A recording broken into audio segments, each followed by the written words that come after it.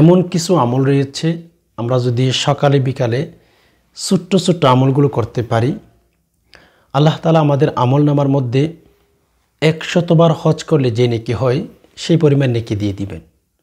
100 উট কোরবানি করলে যে পরিমাণ নেকি হয় সেই পরিমাণ নেকি আল্লাহ তাআলা আপনাকে দিয়ে দিবেন।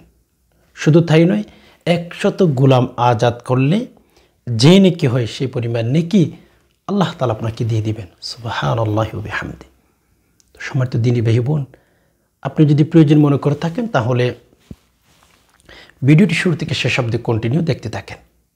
কেননা আপনার যদি সওয়াব প্রয়োজন মনে করে থাকেন তাহলে অবশ্যই সওয়াব অর্জন করতে হবে। কেননা আপনি যখন দুনিয়া থেকে বিদায় হয়ে যাবেন তখন যদি আপনার নেকি বেশি থাকে, সওয়াব বেশি থাকে, আল্লাহ পাক রব্বুল আলামিনের সাথে আপনি যদি দেখা করতে ইচ্ছান, নেকি ছাড়া কখনো দেখা করা যাবে না। কবর আযাব থেকে যদি নিজেকে রক্ষা করতে চান, নেকি ছাড়া কোনো উপায় নেই। হাশরের ময়দানের মধ্যে আল্লাহ তাআলার সামনে যে আপনার 50,000 বছর দাঁড়াই থাকতে হবে, ওই সময় যদি কোনো টেনশন আপনার নাই থাকুক, আপনি দুশ্চিন্তা মুক্ত থাকবেন, কোনো টেনশন আপনার থাকবে না। যদি এই অবস্থায় থাকতে চান, আমি আপনাকে বলবো এই যে মুমিন হিসাবে, আপনার ভাই হিসাবে আপনার নেকির প্রয়োজন ভাই। দেখেন আমাদেরকে কিন্তু আল্লাহ পাক রব্বুল আলামিন অনেক লম্বা হায়াত দেন নাই, ছোট্ট একটা হায়াত আল্লাহ তাআলা আমাদেরকে দিয়েছেন। 60 ওয়া 70 সানা, 60 বছর 70 বছর হায়াত দিয়েছেন। এখানে থাকতে পারবেন না। ইযা জা আজালুহুম লা ইস্তাখিরুনা সাআতাম ওয়া লা ইস্তাকদিমুন। অতি অল্প হায়াত দিয়ে আমাদেরকে দুনিয়ার মধ্যে পাঠিয়েছেন। ছোট্ট হায়াত হেলাই দুলাই আমরা নষ্ট করতে পারবো না। আল্লাহ এবং রসুলকে রাজি করে দুনিয়া থেকে বিদায় হতে হবে। হেলাই দুলাই নষ্ট করা যাবে না। কেননা অনেক মানুষ তো দেখা যায় দুনিয়ার অল্প নিয়ামত পাওয়ার পরে আল্লাহ তাআলাকে বলে গিয়েছেন, আল্লাহ তাআলাকে রাজি করার জন্য একটু চেষ্টা করে না, একটু আমল করে না। এই দুনিয়াতে আমাদের রসুল মুহাম্মদ রাসূলুল্লাহ মদিনাওয়ালা নবী, তিনিও কিন্তু দুনিয়া থেকে বিদায় হয়ে গেছেন। আল্লাহ পাক রব্বুল আলামিন তাকে দুনিয়া থেকে ইন্তেকাল করে দিয়েছেন। তাকা যায় না। নমরুদের মতো অনেক লম্বা হায়াত পেয়েছে নমরুদ, 850 বছর বা 900 বছর বলেন, দুনিয়ার মধ্যে জীবিত ছিল। এরপরই কিন্তু দুনিয়া ছাড়তে বাধ্য করেছে, থাকতে পারবে না। মুসা আলাইহিস সালাতু ওয়াস সালামের জামানার ইতিহাস অনেক সময় আপনাদেরকে বলেছিলাম। এক বৃদ্ধা মহিলা কান্নাকাটি করতেছেন, তার শিশু মারা গেছে, মানে ছোট বাবু মারা গেছে, কান্নাকাটি করতেছেন। মুসা আলাইহিস সালাতু ওয়াস সালামের জামানায় এক বৃদ্ধা মহিলা। দেন হচ্ছে মুসা রাস্তার পাশ দিয়ে হেঁটে যাচ্ছেন, দেখতেছেন বৃদ্ধা মহিলা কান্নাকাটি করতেছেন। তো মুসা আলাইহিস সালাতু ওয়াস সালাম জিজ্ঞেস করেছিলেন, মা কি হয়েছে? তখন বৃদ্ধা মহিলা বলতেছিলেন যে মুসা, আমার ছোট্ট একটা বাবু মারা গেছে। তো মুসা আলাইহিস সালাতু ওয়াস সালাম জিজ্ঞেস করেছিলেন বয়স কত? তখন মুসাকে বলতেছিলেন যে মুসা, আমার ছোট বাবুর বয়স হচ্ছে 350 বছর। একটু চিন্তা করেন, 350 বছর বয়সে এখন ছোট্ট বাবু মারা গেছে, কান্না করতেছেন। তো মুসা আলাইহিস সালাতু ওয়াস সালাম বৃদ্ধা মহিলাকে বলতেছিলেন যে মা দেখেন, আপনার ছোট্ট বাবু মারা গেছে 350 বছর, আপনি কান্না করতেছেন। বলে হ্যাঁ, কিন্তু আপনি কি জানেন মা, যে আখিরি জামানার মধ্যে মুহাম্মদুর রাসূলুল্লাহ সাল্লাল্লাহু আলাইহি ওয়াসাল্লামের এমন কিছু উম্মত দুনিয়ার মধ্যে বসবাস করবে, শুধুমাত্র 60 বছর 70 বছর দুনিয়ার মধ্যে থাকবে, এরপরে তারা দুনিয়া থেকে বিদায় হয়ে যাইবে। আর আপনার সন্তান 350 বছর হয়েছে, কোনো ছোট্ট বাবু মারা গেছে, ছোট্ট সন্তান মারা গেছে, এই কথা বলে বলে আপনি কি জন্য কান্নাকাটি করতেছেন? এই কথা যখন মুসা আলাইহিস সালাতু ওয়াস সালাম তার এই যে বৃদ্ধা মহিলাকে বলে দিয়েছিলেন, বৃদ্ধা মহিলা বলতেছিলেন মুসা কি বলো? মুসা আলাইহিস সালাম বলেছিলেন 350 বছর আপনার ছোট্ট বাবু মারা গেছে, কান্না করতেছেন। আখিরি জামানার মধ্যে 50 বছর 60 বছরের ভেতরে তার দুনিয়া থেকে বিদায় হয়ে যাবে। তারা বিয়ে করবে, তারা এই করবে, সে করবে, শুধুমাত্র 60 বছর হায়াতের মধ্যে। বৃদ্ধা মহিলা বলতেছিলেন, কি বলো মুসা, এটা কি সত্য? বলে, হ্যাঁ সত্য। তারা সংসার করবে, তাদের ছেলে মেয়ে থাকবে, তারা জীবন কাটাবে। শুধু 60 বছর 70 বছর হায়াত আমরা পাবো, এর চেয়ে বেশি আমরা পাবো না। তো যাই হোক, আমি এই ঘটনাটা আপনাদেরকে এর জন্য বললাম, আমরা যদি আমল করতে পারি, রব্বে কাবার কসম, মুসা আলাইহিস সালাতু ওয়াস সালামের জামানার মানুষ যত লম্বা হায়াত পেয়েছিল, যত বেশি ইবাদত বন্দেগী করেছিল, এর ইবাদত বন্দেগী করে লম্বা হায়াতের মধ্যে যত নেকি পেয়েছিল, 500 বছর, 1000 বছর, 600 বছর, তারা এত লম্বা হায়াত পাওয়ার পরে যত ইবাদত বন্দেগী করে যত নেকি পেয়েছিলেন, আমরা যদি 60 বছরের হায়াতে রাসূলুল্লাহ সাল্লাল্লাহু আলাইহি সাল্লাম যে আমলগুলো আমাদেরকে করার জন্য বলেছেন, সে আমলগুলো যদি বেশি বেশি করতে পারে, আমরা মুসা আলাইহিস সালাতু ওয়াস সালামের জামানার মানুষের কথা যদি বলি, তাদের চেয়ে আরও বেশি নেকি নিয়ে আমরা উঠতে পারবো, যদিও হায়াত অল্প। সেই রকম আমল পৃথিবীর কোনো উম্মতদেরকে আল্লাহ তাআলা দেন নাই। আমি যদি কয়েকটা আমলের কথা বলি, রাসূলুল্লাহ সাল্লাল্লাহু আলাইহি ওয়াসাল্লামের স্পষ্ট হাদিস, যে সমস্ত নারী পুরুষ 5 ওয়াক্ত নামাজ কন্টিনিউয়াসলি শুদ্ধভাবে আল্লাহ তাআলাকে দেখানোর জন্য আদায় করবে, রসুল যেভাবে বলেছেন ওইভাবে যদি আদায় করতে পারে, রসুলের স্পষ্ট বাণী হচ্ছে আল্লাহ পাক রব্বুল আলামিন ওই ব্যক্তির আমল নামার মধ্যে 50 ওয়াক্ত নামাজ আদায় করলে যে নেকি হয় সেই পরিমাণ নেকি দিয়ে দিবে। একটু চিন্তা করতে পারেন, এইরকম হাদিস, এইরকম কথা কোনো নবী কোনো উম্মতের জন্য বলেন নাই, শুধু আমাদের নবী মুহাম্মদুর রাসূলুল্লাহ সাল্লাল্লাহু আলাইহি সাল্লাম বলেছেন। এজন্য যদিও ছোট্ট হায়াত, যদিও অল্প হায়াত, এটাকে যদি একটু সেফটি করতে পারেন, রসুল যেভাবে বলেছেন ওইভাবে যদি করতে পারেন, তাহলে আপনি জান্নাত পেয়ে যাবেন।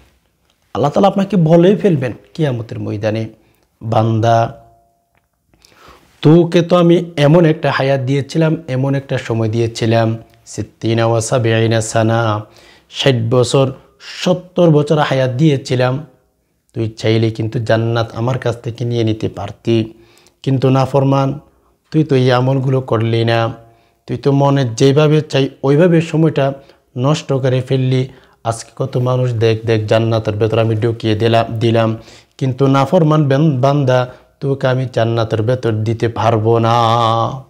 তুই চাইলে 60 বছর 70 বছর হায়াত দিয়ে আমার কাছ থেকে জান্নাত নিয়ে নিতে পারতি, কিন্তু কই, তোর আমল নামার মধ্যে তোর নাফরমানি, গুনাহ আর গুনাহ, সুদি লেনদেন, নামাজ ছেড়ে দিয়েছিস, মিথ্যা কথা বলেছিস, জিনা করেছিস, তোকে জান্নাত আমি কিভাবে দেব? এজন্য আমল করেন, গুনাহ ছাড়েন। ইমাম গজ্জালী রহমতুল্লাহ আলাইহির কিতাবের মধ্যে লিখেছেন, যদি বেশি বেশি নেকির কাজ করতে না পারেন, তিনি ফার্সিতে বলেছেন, কুওয়াতে নেকি নদারত বদি মকুন, যে ইমাম গজ্জালী বলেন, যদি নেকের কাজ বেশি করতে না পারেন, সওয়াবের কাজ বেশি করতে না পারেন, কিন্তু একটা কাজ তো করা যায়, সেটা হচ্ছে বদি মকুন, খারাপ কাজ করা যাবে না। এটাও কিন্তু বড় একটি নিয়ামত। চেষ্টা করেন ভাই আমল করার জন্য, গুনাহ থেকে যেন বেঁচে থাকতে পারেন। আমাদের জন্য সওয়াব অর্জন করা যত সহজ করে দিয়েছেন, পৃথিবীর কোন উম্মতের জন্য আল্লাহ তাআলা সেরকম সুযোগ করে দেন নাই। আমাদের হায়াত দেখেন, আল্লাহ তাআলা আমাদেরকে 60 বছর হায়াত দিয়েছেন। ধরেন যতদিন পর্যন্ত আপনি বালক না হবেন, 14-15 বছর পর্যন্ত আপনার বিপক্ষে কলম যাবে না। আপনি যাই করেন, যতদিন বালক না হবেন ততদিন পর্যন্ত আপনার হচ্ছে গুনাহ লেখা হবে না। ধরেন 15 বছর, আপনি 60 বছর হায়াত পেয়েছেন, ওখান থেকে 15 বছর পর্যন্ত আপনার হচ্ছে চলে গেছে, আপনার বিপক্ষে কলম যায় নাই, আপনি নাবালক ছিলেন। ওকে, এরপর যত বছর আপনি ঘুমের মধ্যে থাকবেন, যখন আপনি ঘুমাবেন তখন কিন্তু আপনার বিপক্ষে কলম যাবে না, আপনার থেকে কলম তুলিয়ে ফেলবেন আল্লাহ তাআলা ফেরেশতাগণের মাধ্যমে। তো হিসাব করলে আপনি হচ্ছে 20 থেকে 30 বছর পর্যন্ত আপনার বিপক্ষে কলমই ছিল না, আপনার কাছ থেকে কলম তোলা হয়েছে। একটু চিন্তা করেন, ধরেন হচ্ছে 50 বছর হায়াত পেয়েছেন, 20 বছর পর্যন্ত আপনার কোনো গুনাহ লেখা হয় নাই। এরপরেও যদি আপনি বাকি জীবনের মধ্যে গুনাহ করেছেন, সেরকম হতে পারে, আল্লাহ তাআলার কাছে ক্ষমা চাইলে আল্লাহ ক্ষমা করে দিবেন। যার মানে এটা না যে আপনি গুনাহ করতে থাকবেন, গুনাহ করতে থাকবেন। না ভাই, আপনি যদি ইচ্ছা করে গুনাহ করতে থাকেন, আল্লাহ তাআলা আপনার উপর নারাজ থাকবেন, রাজি থাকবেন না। ইচ্ছা করে যে আমি একটা গুনাহ করব, আমি জিনা করব, আমি নাফরমানি করব, আমি নামাজ ছেড়ে দেব, তওবা করব, ইচ্ছা করে যে সমস্ত নারী পুরুষ গুনাহ করে, ওই সমস্ত বান্দাদেরকে আল্লাহ তাআলা পছন্দ করেন না। যদি আমি যেভাবে বলতেছি ওর ইচ্ছে যদি কোনো গুনাহ হয়ে যায়, যদি ক্ষমা চান আল্লাহ তাআলা ক্ষমা করে দিবেন। সো আমাদের ক্ষমা চাইতে হবে, বেশি বেশি নেকির কাজ করতে হবে। নেকির কাজ একদম সহজ, ওয়াল্লাহি একদম সহজ। কত সহজ করে দিয়েছেন আমি যদি বলি, জুমার দিনে যদি আপনি শুক্রবার আর কি, সকাল সকাল গোসল করার পরে পায়ে হেঁটে হেঁটে যদি আপনি মসজিদে যান, প্রতিটি কদমের বিনিময় 1 বছর নফল ইবাদত বন্দেগী করলে যে নেকি হয়, সেই পরিমাণ নেকি আল্লাহ তাআলা আপনাকে দিয়ে ফেলবেন। সুবহানাল্লাহ। মেরে দোস্ত, আর কিভাবে বলবো, অনেক অনেক সহজ করে দিয়েছেন। কত সহজ করছেন আমি যদি বলি, দেখেন আমরা কিন্তু এই দুনিয়ার মধ্যে বেঁচে থাকতে চাইলে আমাদের নিঃশ্বাসের প্রয়োজন হয়ে থাকে, বাতাসের প্রয়োজন হয়ে থাকে। যে আমরা যেখানে যাই ওখানে আল্লাহ তাআলা বাতাসের ব্যবস্থা করে দিয়েছেন। কেন আমরা বাতাস ছাড়া বেঁচে থাকতে পারি না, বাতাস লাগবেই লাগবে যদি দুনিয়ার মধ্যে জীবিত থাকতে চাই আমরা। তো সেই বাতাস আল্লাহ তাআলা আমাদের জন্য একদম সহজ করে দিয়েছেন। পৃথিবীর মধ্যে এমন কোনো ব্যক্তি আপনি আমাকে দেখাইতে পারবেন না যে 1 টাকা দিয়ে বাতাস কিনেছে, বাতাস ব্যবহার করেছে। ওইটা আল্লাহ তাআলা সহজ করে দিয়েছেন, সস্তা করে দিয়েছেন, দামে কিনতে হয় না, বিনামূল্যে আপনি পাবেন। কেননা প্রতিটি নারী পুরুষের জন্য বাতাস জরুরি দুনিয়ার মধ্যে যদি জীবিত থাকতে চাই। এজন্য আল্লাহ তাআলা জানেন কিছু গরিব মানুষ থাকবে যে তারা বাতাস কিনে ব্যবহার করতে পারবে না। আল্লাহ তাআলা একেবারে ফ্রি করে দিয়েছেন, যেখানে যাবেন ওখানে আপনার পেছনে পেছনে বাতাস চলে যাইবে। কেন বাতাস ছাড়া মানুষ থাকতে পারে না। আল্লাহ চাইলে ওইটাই পারতেন, যে দুনিয়ার মধ্যে তো দেখা যায় কার্ড সিস্টেম। 1 মাসের জন্য আপনি বিদ্যুতের জন্য টাকা দিবেন, কার্ড কিনবেন, তাহলে 1 মাস পর্যন্ত আপনি বিদ্যুৎ ব্যবহার করতে পারবেন। কার্ডের মেয়াদ থাকবে, প্রিপেড কার্ড যেটা বলে। 1 মাস শেষ, আপনার অটোমেটিক্যালি বিদ্যুতের বাল্ব আর জ্বলবে না, বিদ্যুতের লাইন বন্ধ হয়ে যাবে, কার্ড শেষ হয়ে যাবে। যদি মানুষ কার্ড সিস্টেম আপনাকে বিদ্যুৎ দিতে পারে, 1 মাস ব্যবহার করবেন, এরপর শেষ হয়ে যাবে, এরকম যদি দিতে পারে, আল্লাহ তাআলা যদি চাইতেন অবশ্যই পারতেন যে একদিনের জন্য এত টাকা দিতে হবে। কার্ড সিস্টেম, এত টাকা দিলে নিঃশ্বাস নেওয়ার আমি সুযোগ দেব, আর যদি সেই টাকা নাই দিস তাহলে আমি কার্ড সিস্টেম তোমাকে যে নিঃশ্বাসের ব্যবস্থা আমি করে দেব না, নিঃশ্বাস বন্ধ করে দেব। আল্লাহ চাইলে পারতেন। তো আল্লাহ তাআলা যদি ওই রকম কার্ড সিস্টেম করতেন, আচ্ছা বলেন তো ভাই, কয়জন মানুষ বাতাস কিনে কিনে ব্যবহার করতে পারতেন? এজন্য আল্লাহ তাআলা একেবারে সহজ করে দিয়েছেন। আমরা যেখানে যাই ওখানে আমাদের পেছনে পেছনে বাতাস চলে যায়। আপনি দরজা জানালা বন্ধ করে রুমের ভেতরে ঘুমাচ্ছেন, ওখানে কিন্তু আপনার পেছনে পেছনে যেন বাতাস যেতে পারে, আল্লাহ পাক রব্বুল আলামিন সেরকম ব্যবস্থা করে দিয়েছেন। আল্লাহ তাআলা সেরকম ব্যবস্থা করেই দিয়েছেন। মেরে দোস্ত, এর চেয়ে কোটি কোটি গুণে সহজ হচ্ছে সওয়াবের কাজ করা। একটা তো দেখাইলে আমি, যে জুমার দিনে যদি কোনো ব্যক্তি পায়ে হেঁটে হেঁটে মসজিদে যায়, প্রতিটি কদমের বিনিময়ে আল্লাহ সুবহানাহু ওয়া তাআলা 1 বছর নফল ইবাদতের নেকি দান করেন। যেমন আপনি রাস্তা দিয়ে হাঁটতেছেন, ঠিক না? রাস্তা দিয়ে হাঁটার সময় যদি ডান পাশে হাঁটেন, নজরগুলোকে যদি নিচের দিকে রাখেন, বিভিন্ন বেপরদা নারী বেপরদা পুরুষের দিকে যদি না তাকান, আল্লাহ তাআলা আপনাকে দেখে খুশি হয়ে যায়। আল্লাহ তাআলা বলেন, বান্দা তুই আমার কারণে তো সুন্নত পদ্ধতিতে নিচের দিকে তাকিয়ে তাকিয়ে হাঁটতেছিস, আমার বন্ধুর কথা অনুযায়ী আমি আল্লাহ তোকে ক্ষমা করে দিলাম। ক্ষমার ঘোষণা করতে থাকে। অনেক অনেক সহজ ভাই। দুনিয়ার মধ্যে যদিও আপনার ব্যবসার মধ্যে লস হয়ে গেছে বা আপনার কোনো ক্ষতি হয়ে গেছে, ওইটা আপনি ক্ষতিপূরণ হিসাবে যে কোনো টাইমে আপনি ওটি হচ্ছে উদ্ধার করতে পারেন। দুনিয়ার ক্ষতি আপনি শুধরাইতে পারেন, ফিরে যেতে পারেন। কিন্তু আখিরাতের মধ্যে যদি আপনার লস হয়ে যায়, আপনার যদি ক্ষতি হয়ে যায়, সেটা আপনি আর শুধরাইতে পারবেন না। যদি বলেন আল্লাহ আপনি আমাকে দুনিয়ার মধ্যে একটু পাঠান না, খলা রব্বের জীবন, আল্লাহ একটু পাঠান না, আল্লাহ তাআলা আপনাকে পাঠাবে না। কেননা বিপদের মধ্যে মানুষ যখন পড়ে তখন মানুষ আল্লাহ আল্লাহ করতে থাকে, মানে ছোট হয়ে যায়। বিপদ থেকে যখন আল্লাহ পাক রব্বুল আলামিন একজন ব্যক্তিকে উদ্ধার করে থাকেন, ওই বান্দা অহংকারী হইয়া যায়, ওই ব্যক্তি আল্লাহ পাক রব্বুল আলামিনের বিরুদ্ধে আচরণ করতে থাকে। এই জন্য সম্মানিত দিনী ভাই বোন, আমি আপনাদেরকে বলবো প্লিজ গুনাহের কাজ ছাড়েন, নেকির কাজ বেশি বেশি করেন। এই যে ইমাম গজ্জালির কথা আপনাদেরকে শুনিয়েছিলাম, কুওয়াতে নেকি নদারত বদি মকুন।